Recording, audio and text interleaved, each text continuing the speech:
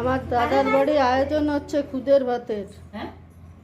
খুদের ভাত ওই যে হচ্ছে আলু সিদ্ধ মাখা, বেগুন সিদ্ধ, বেগুন পোড়া, ওই যে লাল শাক ভাজা।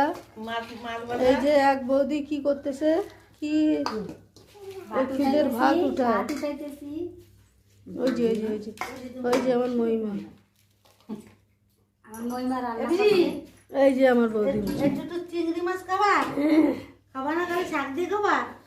বসুক মামির জায়গা বসুক, এই দিদি এই জায়গা তুমি ওই ইয়ে আছে, বসো। ও ভাত খাচ্ছে, ওই জায়গায় তো আছে।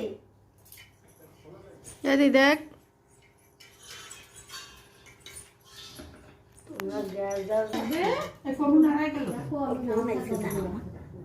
চিল্লাই না বেটা আবার